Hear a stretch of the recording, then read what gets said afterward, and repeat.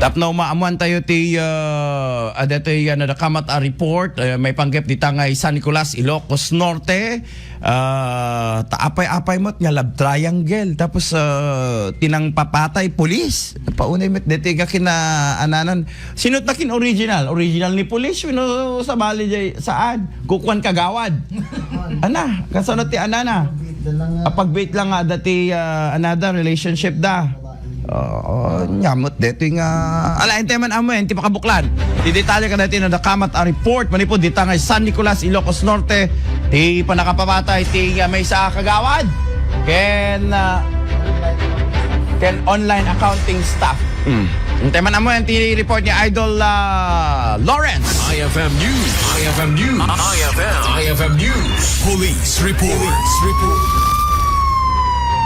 Selos ken love triangle ti rumrumor agapuna ti panakapapatay digiti ag live-in partner ti barangay 21 San Agustin, San Nicolas, Ilocos Norte.